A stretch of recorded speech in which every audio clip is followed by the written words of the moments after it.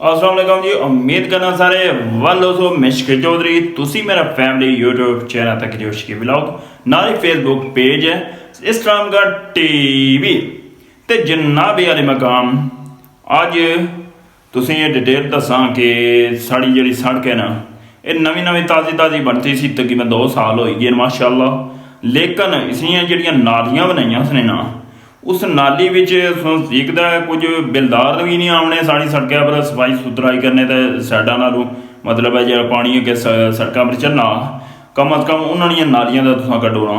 उस तो बाद दूसरी गल है कि जिन्ना जिन्ना तामीरी काम कराए ने तो उन्होंने नालियां अट्टी छोड़ियां न ते कम बगाने जो ये है ना संवारने जो ये कोई नहीं। मजीद मैं तुसें नालों नाल डिटेल दसना फिर ये नालों नाल जी जनाब वाले मकाम तुम बखूबी देखी सकने हो कि यह नाली जी पानिया वास्ते बनती सी ना कोई तो पानी तुम बखूबी देखी सकने हो सड़कों पर चढ़े आ तो कुछ नाली अट्टी है ने तुस बेहतर है कि मैं हूँ ना किन्ना चाहना तो बेहतर होना कि अपनी इसलाह की जाए कि नाली जरा तुस साफ रखो तो ये नाली बरैं तुस छत पाना चाहिए तो अपना रार पार जड़ा रस्ता तुस कड्ढी सकने हो।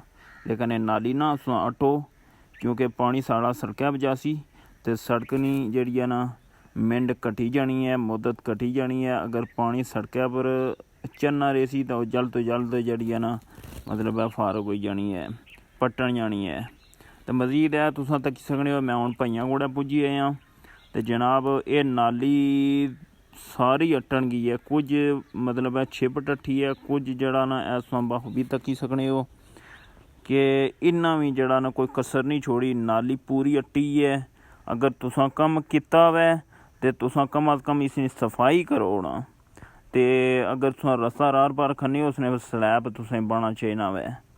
लेकिन इत्थै लोग जड़ा ना कम बगाने जो है संवारने जो कोई नहीं गल है जी साफ बासा तो इस तरह नहीं करना चाहिए। रास्ते ही कम अज़ कम साफ सुथरा रखना चाहिए। नाली लिकड़ी है नाली किस वास्ते कड्ढी है ने भाई तुसा मतलब है पानी जड़ा ना ये सड़क पर ना चढ़ा है। लेकिन इत्थै तो कुछ शोल्डर पर सट्टने न बूटी शूटी खब्बल मोले आ सड़क तबाह होनी शदीद होनी है भी।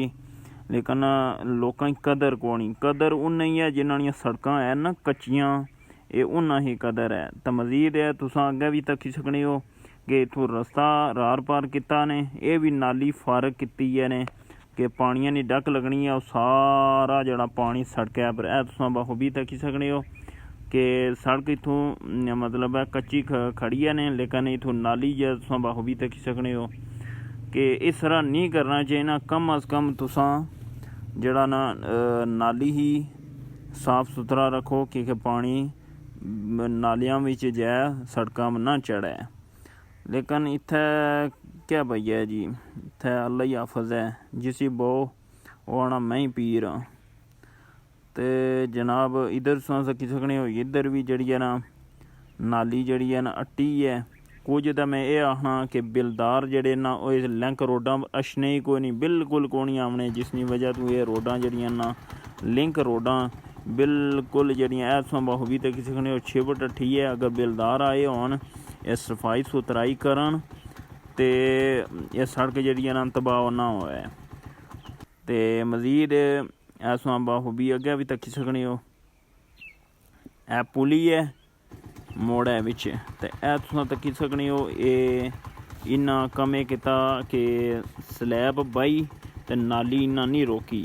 अगर बिलदार होन अगर नालियां नाल साफ होनियां रहन ए तकी सकने हो खुई आलियां नहीं रोड जानी है सूबेदार हनीफ साहब होनी इन्ना बाकायदा विच पैप बाई तो जड़ा ना ये तुस बखूबी तकी सकने हो कि पानी हनी रोडै पर चढ़े पलियार जड़ा ना बिल्कुल रोडै पर ही झांफरां लगनियां। कोई मोटरसाइकिल अगर पासिंग होनी है उसने मोटरसाइकिल ना सेफ्टी गार्डा ना कोई चीज़ लगी है वो छापर फटी जाने न।